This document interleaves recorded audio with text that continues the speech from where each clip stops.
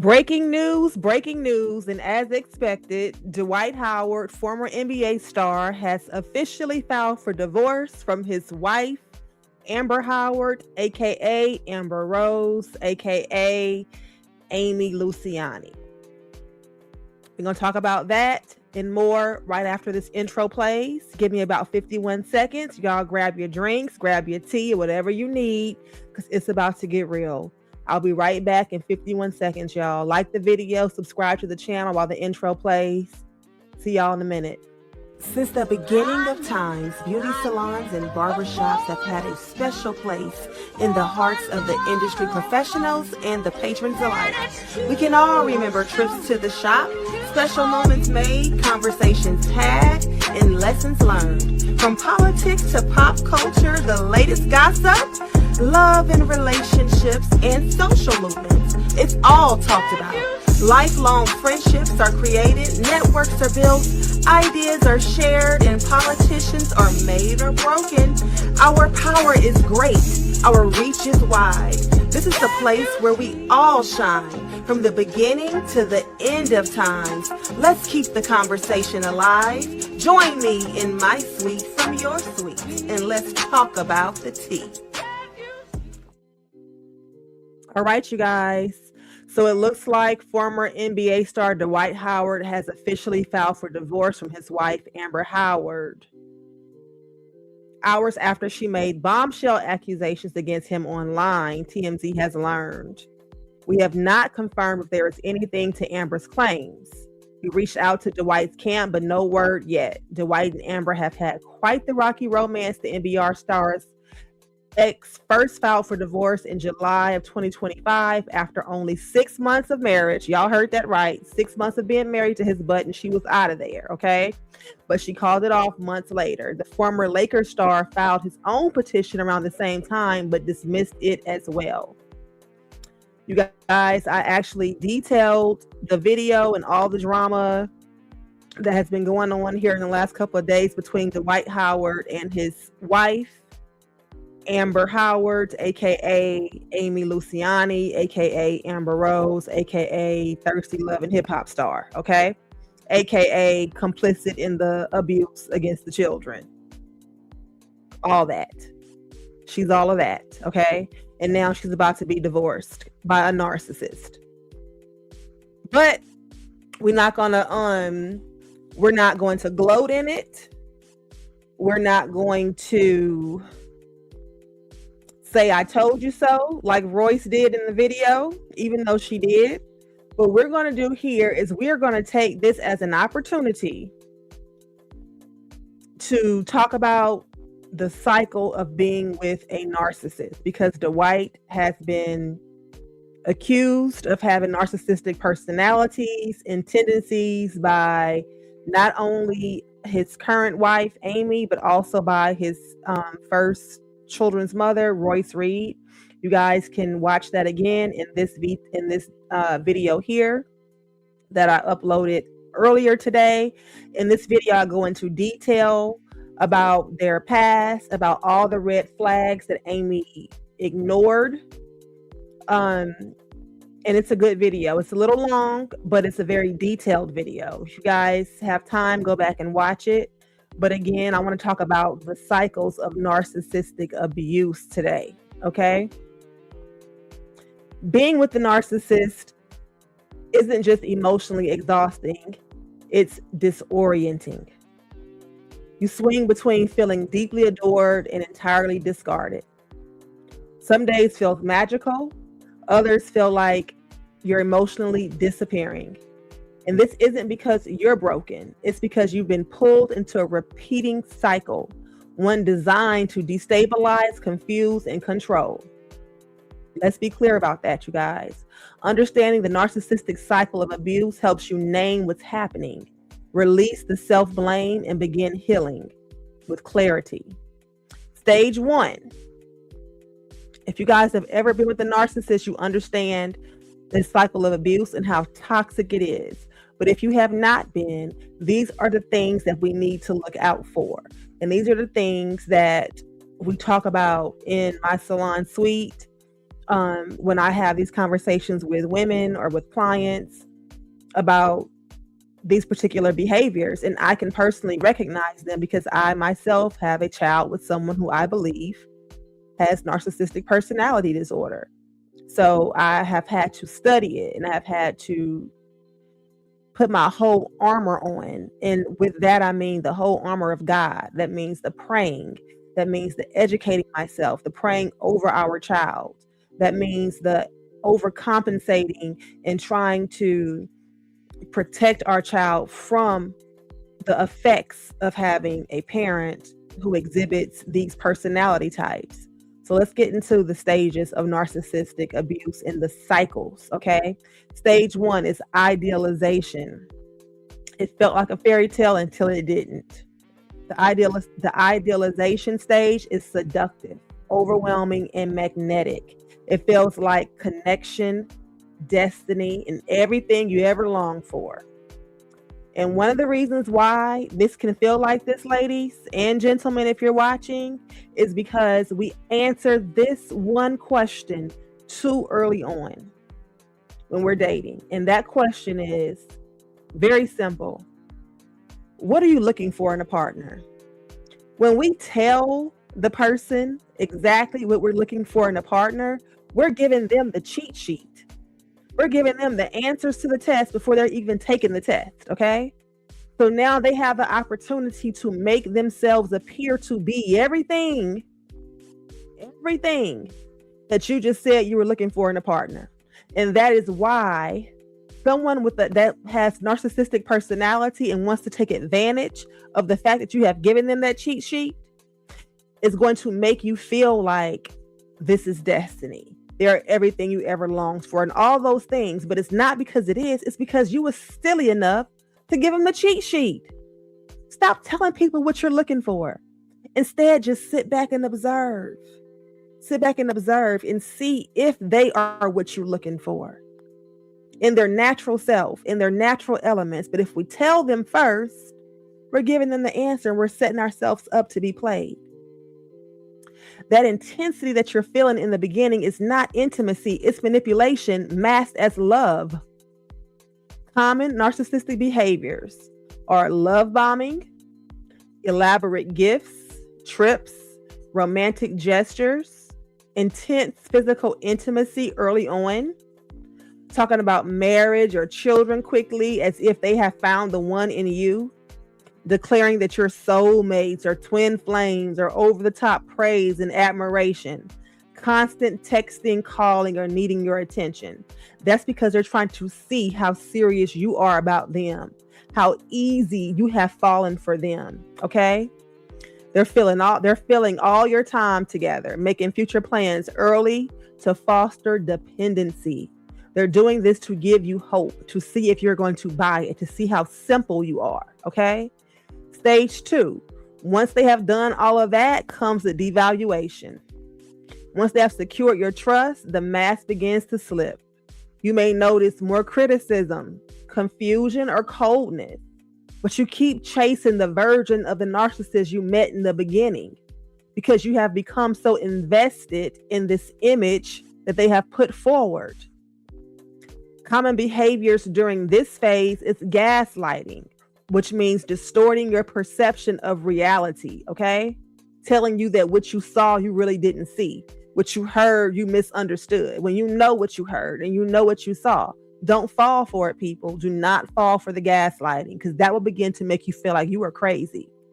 And that's when the verbal abuse comes in, the emotional withdrawal, or even the sexual neglect. They will withhold themselves from you sexually to make you feel like you are undesirable, okay?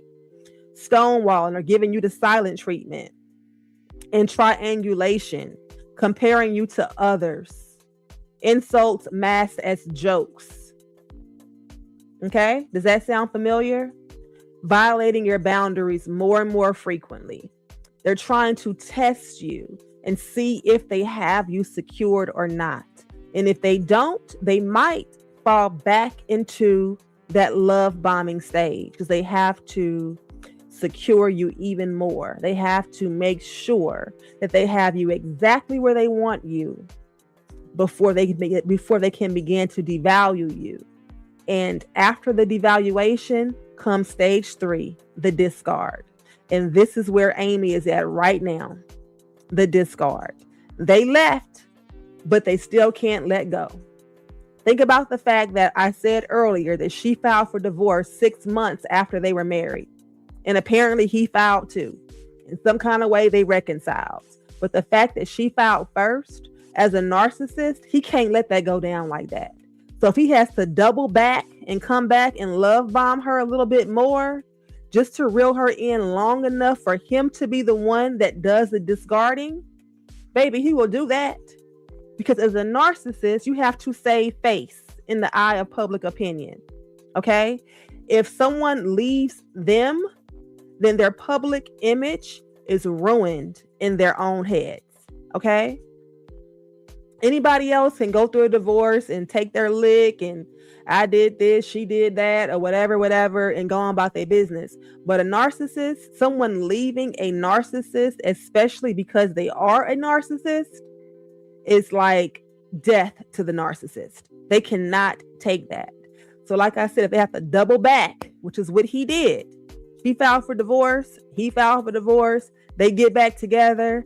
She comes online and puts out this live that I talked about in this video here. Again, you guys can go back and watch the video. She puts out this live and she's emotional. She's crying. She's giving details about her life with him behind closed doors, about his alleged booger sugar, if that's what you want to call it, the use of the booger sugar. She details all of that in this video that I created right there for y'all. You can go back and watch that. But like I was saying, right now, she is in the discard stage, which is stage 3. They left, but they still can't let go. In the discard stage, they either abruptly cut contact or slowly fade you out.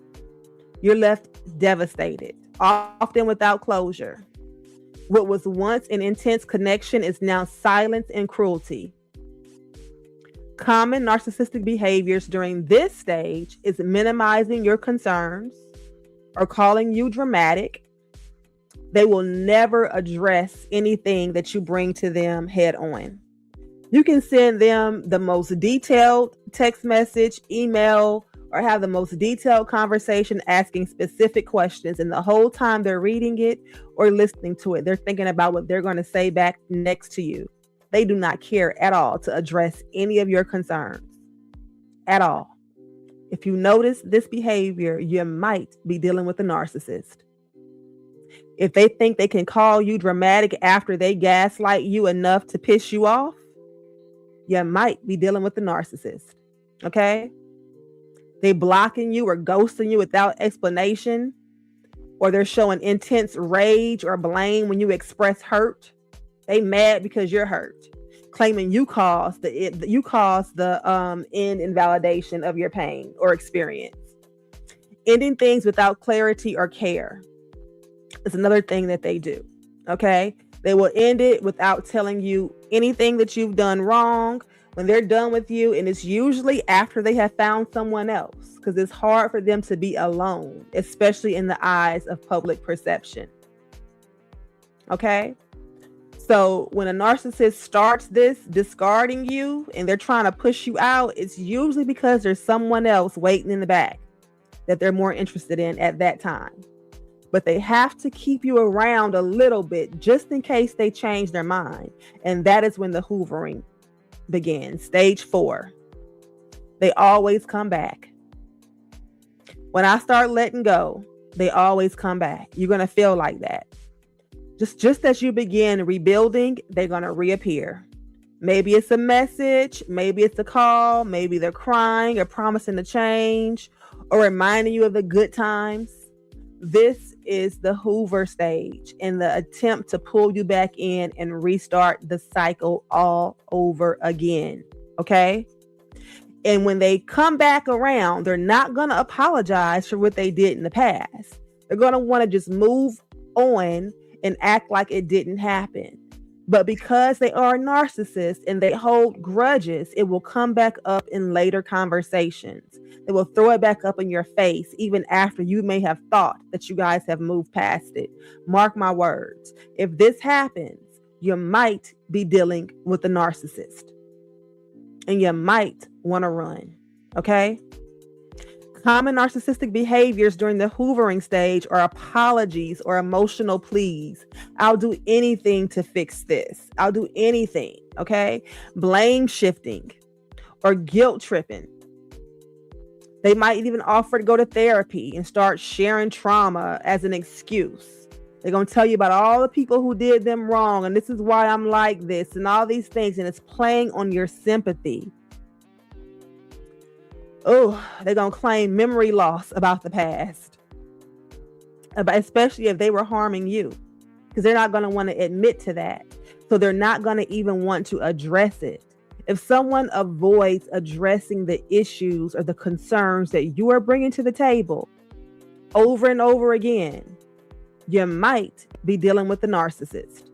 Okay? You just might be dealing with a narcissist who is unable to accept real personal responsibility and accountability for the way they have treated you and the things that they have done. Because that would be admitting that they are less than perfect. And that's very hard for someone that's a narcissist. So if you have someone you're dealing with who has a very hard time accepting accountability, a very hard time giving genuine apologies, and most importantly, if you find yourself in this particular cycle of love bombing, of devaluation, of discarding, and then of hoovering, you might be dealing with a narcissist and you might want to run. Okay? These sudden changes, they promise to make sudden changes that you once begged for. The things that you were begging them to do during the marriage or during the relationship, all of a sudden, oh baby, they willing to do it then. They're willing to do it when they think that you're going to leave. They're willing to do it during the hovering stage. They can't give you long enough without them before they come checking back in to make sure. And if you answer that text, if you answer that phone call, then they know that they've got you right where they want you. And the cycle begins all over again. All over again.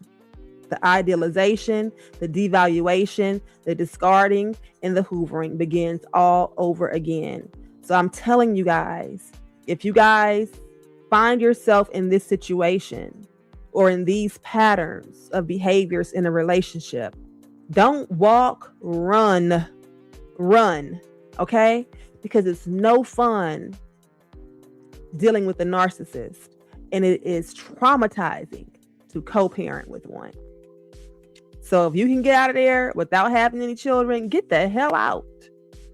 I hope like hell that this young lady lets this divorce go through and she doesn't try to contest it. Baby, get your stuff and run. The fact that she came out publicly and told his truth or her version of his truth, baby, the nail is in the coffin. They will never get back together because she has exposed a narcissist publicly. And that, my dear, is the biggest insult and the biggest harm that anyone could ever do to them, is to have their number and to call them out on their stuff. And this is exactly why he and Royce have had such a contentious relationship over the years. Royce being his first baby mama, Royce Reed, who has always called him out on his stuff. And everybody, not everybody, but a lot of people wasn't hearing it for Royce. A lot of people called Royce crazy, delusional, bitter baby mama, and all those things. So in light of the recent allegations and the recent developments and the patterns of behavior that I personally address and communicate in this video right here, y'all go back and watch the video. Like the video, share the video, because sharing is caring. And we as women, we as people, especially empaths, empathetic people, have to be aware of narcissistic people and narcissistic personalities, because they prey on those very, very personalities. They prey on your soft heart. They prey on your compassion. They prey on those things. Prey as in Prey. Okay? Predator, prey. That kind of prey. So if you ever find yourself in this cycle that we discussed earlier, this cycle of narcissistic relationships, run, don't walk. Run before it's too late. Please don't walk. And again, if you guys know someone who you think may be in this cycle, please share this with them. Maybe they can recognize the patterns when they're put there in front of them. Because oftentimes when you're in the relationships, you don't know that you're in a relationship with a narcissist. You really don't know. Because that love bombing stage might be a little bit longer. Okay? And again, they will double back to the love bombing. If they feel like they're using you, like they're losing you, they will double back to that love bombing. Just to make sure they got you right where they want you. Only to set you up for the discard and the okie doke. So don't be no fool. Get the hell up out of there. Right now. Right now. If you yourself have found yourself in a situation like this, please let us know in the comments and share with us your experience so that we can learn from each other. Okay? Share with us how you got out. This is so serious, y'all. There are actually groups on Facebook like Surviving a Narcissist, Co-parenting with a Narcissist. There are groups on Facebook about this because this problem is something that is often ignored, especially by the courts. If you go into court calling someone a narcissist, you're going to automatically be looked at a certain way by the judges. So, but it's so hard to make someone understand the level of trauma that is caused by these relationships without calling a spade a spade. So the best way to avoid being in that situation is to not get in it at all. And the best way to do that is to know the signs. So if you recognize these signs in your relationship, get out. Get out. And if you know someone who has these signs, share this video with them. Let me know in the comments how you guys feel about what I've said here. Do you guys believe that he is a narcissist or not? Can you guys believe that he's filed for divorce right after she put that video out? I mean, clearly they were not going to get back together after that. Clearly that was, going to be the end of it. And even in the video, she's like, and I love my husband. I love my husband. Girl, please. 14 months. Count it on blessings. Count it all joy. And like Fantasia say, blame it on me. Say it's my fault. That was Fantasia, or that was Jasmine Sullivan. Blame it on me. Say it's my fault. Say that I left you outside in the cold with a broken heart. I don't give a shit what you say. Just get the hell out. How about that? Just go and leave me the hell alone. If you guys agree, like the video, subscribe to the channel. Let's continue the conversation in the comments. I appreciate all of your support. We are on our way right now to 400 subscribers, and I am beyond thrilled. I thank each and every one of you who have subscribed and who have engaged with my content and my videos. It is not lost on me, and I appreciate it. And I look forward to seeing you guys next time. From my suite to your screens. Peace out, beautiful people.